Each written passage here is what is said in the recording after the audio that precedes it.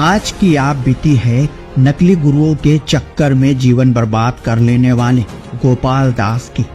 किस तरह गोपाल दास नकली कथाकारों के ज्ञान को सर्वश्रेष्ठ मानकर उनके सत्संग सुना करता था, लेकिन फिर भी गोपाल दास को ये नहीं समझ में आ रहा था कि सबसे बड़ा भगवान कौन है, सर्वश्रेष्ठ परमात्मा कौन है। सन 2000 से मुझे लगन लगी थी। याद है मुझे वो बम्बई में जब मैं सुनता था अडगड़ानंद स्वामी जी का, आसाराम जी का, तब से मुझे लगन लगी थी कि अब मैं पता करूंगा। इतनी लगन लग गई मेरी, अरे बाबरे बाबरे। मैं जितने भी संत दिल्ली बम्बई जहां हो उनको वहां जाके अटेंड करता था सत्संग सुनने के लिए। सिर्फ ड्यूटी में एब्सेंट करके 15-15 दिन। जैसे सतपाल जी महाराज का गुड़गांव में हो गया, एक हफ्ता ड्यूटी में नहीं गया मैं।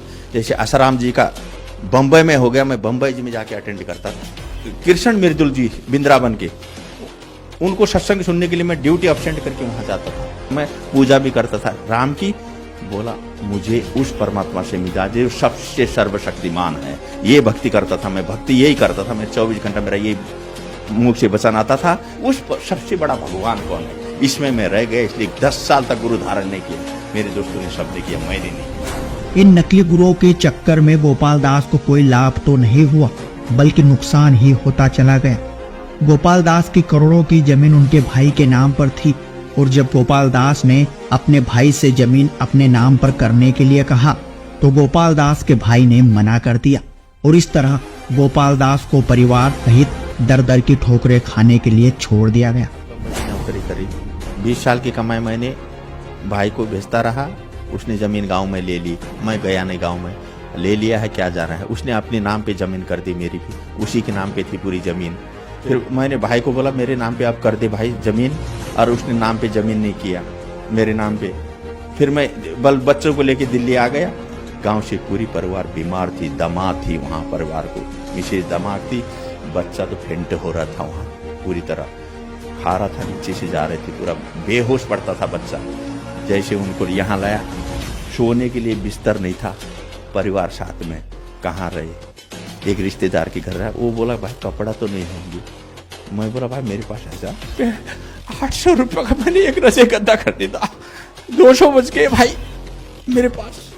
याद है मुझे वो दिन लास्ट। एक दिन गोपाल दास को संत रामपाल जी महाराज द्वारा लिखित ज्ञान गंगा पुस्तक मिल जाती है, जिसे पढ़ने के बाद गोपाल दास को नकली गुरुओं की सामर्थ्य का पता चल जाता है। वेद शास्त्रों तथा गीता जी से प्रमाणित ज्ञान गंगा पुस्तक का अध्ययन करने के बाद गोपाल दास को ये समझ में आ जाता है कि संत रामपाल जी महाराज के अलावा दुनिया में जितने भी गुरु हैं ये सब नकली हैं, क्योंकि ये सभी नकली गुरु शास्त्र के विरुद्ध साधना बता रहे हैं, जिससे ना तो जीवन में कोई सुख हो सकता है और ना ही पूर्ण मोक्ष मिल सकता है। और फिर गोपाल दास ने संत रामपाल जी महाराज जिससे नाम दीक्षा ले ली। नौकरी लग गई मेरी, मालिक ने पता नहीं नौकरी लगा दिया, ऐसी नौकरी लगा दी। अब वहां से शुरू हुआ, नाम भी मिला, नौकरी भी लग गई। रोटी नहीं मिल रही थी, किराए में मकान लिया, किराए में रहता था। फिर अभी शुरू हो गया किराए में रहना। नौकरी में तरक्की हुई। फिर मैं गुरुजी से अर्ज किया जमीन हड़पने की 13 साल बाद। गुरुजी से अर्ज किया, गुरुजी ने बोला बेटा तेरी जमीन मिलेगी, झगड़ा मत करना। और जैसे गुरुजी ने ऐसा आशीर्वाद दिया मुझे 2013 में, और जैसे बरवाला से सत्संग सुन के मैं घर में आया, दिल्ली में किराए में रहता था। और किराए में रहने के बाद 5वें दिन उसने गांव से पूरा कोर्ट का डॉक्यूमेंट पेपर भेज के, वहाँ का सब भेज के यहाँ आदमी को भेजा, और चल भाई तेरी जमीन तेरे नाम पे करता हूँ करके वो आदमी लेके मेरे को ढूंढ रहा है कि एड्रेस ढूंढ रहा है। किराए के मकान में रहता था मैं। ऊपर मकान वाले बोलता है कौन आया है देख। जैसे मैंने देखा वो तो गाँव का आदमी है। घर में आया, पूरा डॉक्यूमेंट टेबल में रख दिया, बोला ये देखो पहले तुम्हारी जमीन जो थी वो तुम्हारे नाम पे करने वाले है, अब चलो बोलते। संत रामपाल जी महाराज जिससे नाम उपदेश लेने के बाद तो गोपाल दास के जीवन में अद्भुत चमत्कार होने लगे। गोपाल दास के भाई के साथ ना जाने परमात्मा ने ऐसा क्या कर दिया जो वो खुद गोपाल दास को जमीन वापस देने के लिए राजी हो गया। जैसे वहाँ से भी फोन आ गया उसका भाई का, बोला आजा तुम्हारी जमीन तुम्हारे नाम पे करता हूँ। ये हम अनहोनी हो गए, घर में बाल बच्चे बीवी बड़ा खुश हो गई। जैसे मैं गया गांव में, उसको बोला चल फिर नाम पे कर दे। जैसे गए कोर्ट में, आहा वो देखते ही बनता है पसीना पसीना हो गया वो पूरा। 80 लाख की मेरी जमीन, आज की नहीं 2013 की बात बता रहा हूँ, 80 लाख की उस टाइम पे वो जमीन अरे 1 लाख तो मांग लेता, 2 लाख 5 लाख तो मांग लेता। पसीना पसीना हो गया कोर्ट में जब नाम में डाल रहा था, हालत खराब होगी उसकी, लेकिन बोल नहीं पा रहा है। मेरे मालिक की कृपा है भगवान, याद है मुझे वो बात। तब से मैं अब इतना विश्वास करता हूं, इतना विश्वास करता हूं कि बस तब से मैं लगा हूं, पूरी तरह मालिक के शरणों में लगा हुआ हूं। रामपाल जी की कृपा से ये सब बोलने के बाद 5वें दिन ये काम हुआ जो 13 वर्ष से नहीं हो रहा था ये काम। ये है गुरु जी की कृपा, ये है परमात्मा की कृपा, पूर्ण परमात्मा की, जिस परमात्मा की मैं खोज में था। और उसके बाद गोपाल दास ने अपने जीवन में घटित होने वाली घटनाएं और संत रामपाल जी महाराज जी से नाम उपदेश लेने के बाद होने वाले और भी अनेकों चमत्कारों की आप बीती हमें कुछ इस तरह से बताई है। आने लगे मेरे, मैं तो हैरान रह गया, इतने चंगा हो गया, इतना खुश हो गया मैं। अरे इतनी आनंद क्यों है मेरे को अंदर से, चारों तरफ से पैसे, 3 जगह से बैंकों में पैसे आ रहे मेरे, जो कभी नहीं देने वाले थे वो भेज रहे हैं। और 3 जगह पीएफ का पैसा आ गया, जो कभी ठेकेदारी में पीएफ देते ही नहीं है। हे भगवान, ये एक्चुअली में 4 महीने भी नहीं हुए थे, वो गिना रहा हूं मैं आपको, आगे का मैं गिनाऊं। ओहो हो। गाँव से बच्चा लाया था मैं, आधा मुर्दा, बेहोश पड़ने वाला। मैं ड्यूटी जाता था, ऐसा ले जा फेंट हो गया, 2-4 आदमी लग के हॉस्पिटल जाता था, बिल्कुल गिरा, बेहोश हो, आंख सफेद, घर में रो पड़ते थे सब, बीबी बच्चे अगल बगल वाले, सफेद आंख हो गई, अरे होश नहीं आ रही है, ये कंडीशन। गुरु जी मेरे भगवान ने आशीर्वाद दिया, याद है मुझे, ऐसे ले गया, आशीर्वाद दिया वो बच्चे को। उस दिन से वहीं पर बीमार कहाँ रहेगी पता नहीं, तब से आज देखो फर्स्ट डिवीजन में पढ़ रहा है। कंपनी से पैसे लेके आया मैं, 40 नोट थे मेरे पास, 1000 के, 40,000 रुपये बैंक में रखने के लिए। रास्ते में गिर गए, 1.5 घंटा वहां लाइन पे लगा के, जैसे नंबर आया पैसा देखता हूँ पैसा नहीं है। हे मालिक ये क्या हो गया, वहीं पर अर्ज किया भगवान को। और मुझे पता है मालिक ने बोला था जब तक नियम और मर्यादा आपके पास है तो सब काम होंगे। और मैं नियम मर्यादा का पक्का ऐसे रहता हूं, मैं जहां दुविधा हो मैं करता ही नहीं हूं। इसलिए मेरे भगवान ने मेरी सुनी। रिटर्न आया 1.5 घंटे के बाद, रोड में, मेन रोड में जहाँ गाड़ी चल रही थी, पैसे रखे हुए 40,000 की गड्डी उठाया, बैंक में जमा करके। हे भगवान, ये अब क्या बताऊं मैं, 10,000 20,000। सर क्या नाम है आपका? मेरा नाम गोपाल दास। सर कहाँ के रहने वाले हैं आप? मैं उत्तराखंड नेपाल बॉर्डर। सर संत रामपाल जी महाराज से नाम दीक्षा आपने कब ली? 1 मार्च 2009 को लिया था। सर संत रामपाल जी महाराज से नाम दीक्षा लेने से पहले आप क्या भक्ति साधनाएं करते थे? सन 2000 से मुझे लगन लगी थी।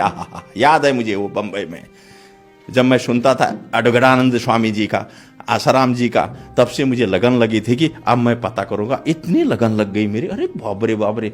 मैं जितने भी संत दिल्ली बम्बई जहां हो उनको वहां जाके अटेंड करता था सत्संग सुनने के लिए, सिर्फ ओनली ड्यूटी में एब्सेंट करके 15-15 दिन। जैसे सतपाल जी महाराज का गुड़गांव में हो गया, 1 हफ्ता ड्यूटी में नहीं गया मैं। जैसे आसाराम जी का बम्बई में हो गया, मैं बम्बई जी में जाके अटेंड करता था। कृष्ण मिर्जुल जी बिंद्रावन के, उनको सत्संग सुनने के लिए मैं ड्यूटी एब्सेंट करके वहां जाता था। मैं पूजा भी करता था राम की।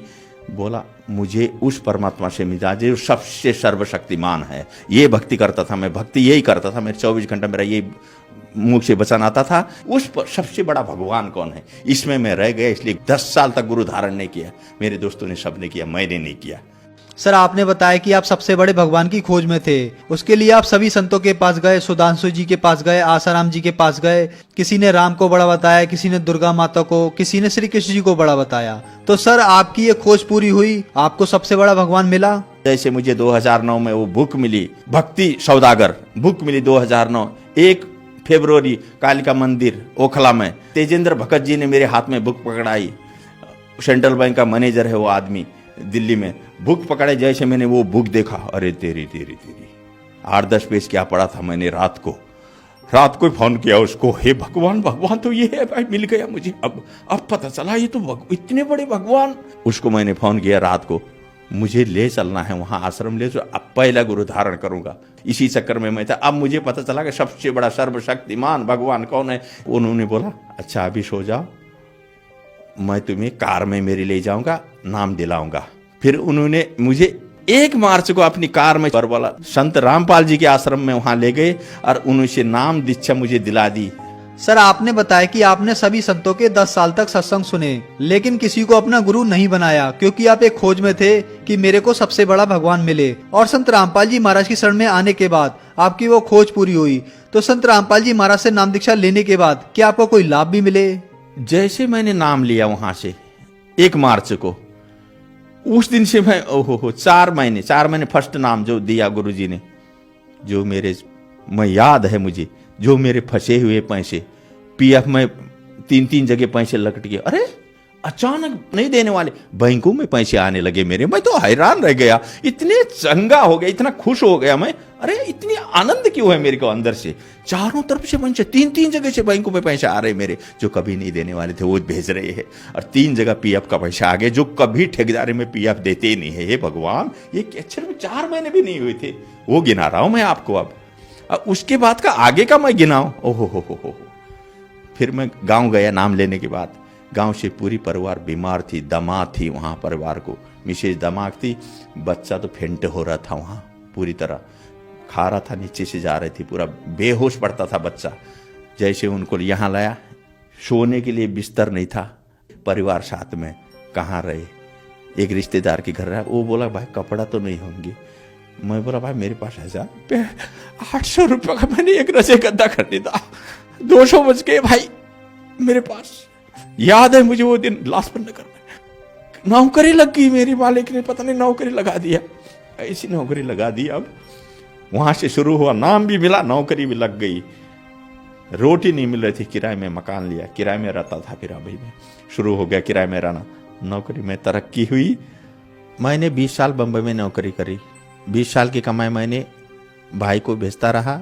उसने जमीन गांव में ले ली, मैं गया नहीं गांव में, ले लिया है क्या जाना है। उसने अपने नाम पे जमीन कर दी, मेरी भी उसी के नाम पे थी पूरी जमीन। फिर मैंने भाई को बोला मेरे नाम पे आप कर दे भाई जमीन, और उसने नाम पे जमीन नहीं किया मेरे नाम पे। फिर मैं बच्चों को लेके दिल्ली आ गया। फिर मैं गुरुजी से अर्ज किया जमीन हड़पने की, 13 साल बाद गुरुजी से अर्ज किया। गुरुजी ने बोला बेटा तेरी जमीन मिलेगी, झगड़ा मत करना। और जैसे गुरुजी ने ऐसा आशीर्वाद दिया मुझे 2013 में, और जैसे बरवाला से सत्संग सुन के मैं घर में आया, दिल्ली में किराए में रहता था, और किराए में रहने के बाद 5वें दिन उसने गांव से पूरा कोर्ट का डॉक्यूमेंट पेपर भेज के, वहाँ का सब भेज के यहाँ आदमी को भेजा, और चल भाई तेरी ज़मीन तेरे नाम पे करता हूँ करके वो आदमी लेके मेरे को ढूंढ रहा है, कि एड्रेस ढूंढ रहा है। किराए के मकान में रहता था मैं, ऊपर मकान वाले बोलता है कौन आया है देख। जैसे मैंने देखा वो तो गाँव का आदमी है, घर में आया, पूरा डॉक्यूमेंट टेबल में रख दिया, बोला ये देखो पहले तुम्हारी ज़मीन जो थी वो तुम्हारे नाम पे करने वाले है, अब चलो भर के। जैसे वहाँ से भी फ़ोन आ गया उसका भाई का, बोला आजा तुम्हारी ज़मीन तुम्हारे नाम पे करता हूँ। ये हम अनहोनी हो गए, घर में बाल बच्चे बीवी बड़ा खुश हो गई। जैसे मैं गया गांव में, उसको बोला चल फिर नाम पे कर दे। जैसे गए कोर्ट में, आहा वो देखते ही बनता है, पसीना पसीना हो गया वो पूरा।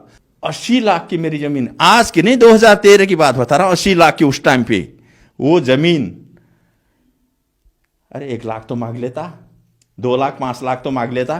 पसीना पसीना हो गया कोर्ट में जब नाम में डाल रहा था, हालत खराब होगी उसकी, लेकिन बोल नहीं पा रहा है। मेरे मालिक की कृपा है भगवान, याद है मुझे वो बात। तब से मैं अब इतना विश्वास करता हूं कि बस तब से मैं लगा हूं पूरी तरह मालिक के शरणों में लगा हुआ हूं। रामपाल जी की कृपा से ये सब बोलने के बाद 5वें दिन ये काम हुआ जो 13 वर्ष से नहीं हो रहा था ये काम। ये है गुरु जी की कृपा, ये है परमात्मा की कृपा, पूर्ण परमात्मा की, जिस परमात्मा की मैं खोज में था। और उसके बाद जो गांव से बच्चा लाया था मैं, आधा मुर्दा बेहोश पड़ने वाला, मैं ड्यूटी जाता था, गली में से आदमी आते थे, कंपनी में फ़ोन करते थे भाई बेहोश हो गया, चल ले जा, फेंट हो गया। 2-4 आदमी लग के हॉस्पिटल ले जाते थे। हमेशा की बात, कंपनी वालों ने भी देखा ये बात, फेंट हो जाता था पूरा तरह बेहोश, जो खाया यहाँ से निकलता था बिल्कुल गिरा बेहोश हो, आँख सफेद, घर में रो पड़ते थे सब, बीबी बच्चे अगल बगल वाले, सफेद आँख हो गई, अरे होश नहीं आ रही है, ये कंडीशन था। 1 साल कलावती हॉस्पिटल में रहा वही बच्चा। फिर मैं गुरुजी के पास ले गया और नाम दीक्षा दिलाया उस बच्चे को भी। रामपाल जी गुरुजी मेरे भगवान ने आशीर्वाद दिया, याद है मुझे, ऐसे ले गया आशीर्वाद दिया वो बच्चे को। उस दिन से वहीं पर बीमार कहाँ रह गई पता नहीं, तब से आज देखो फर्स्ट डिवीजन में पढ़ रहा है, हेल्थी है। बीमार नाम की चीज नहीं है, कहाँ उड़ गया वो बीमार, मैं बताओ। 1 साल से कलावती हॉस्पिटल में फेंट होने वाला बच्चा, ये है कमाल का प्रमाण, ये है पूर्ण परमात्मा की ताकत। याद है दूसरा लाभ बताता हूं मैं आपको। नोटबंदी हो गई, 11 तारीख को मुझे कंपनी से पैसा लेके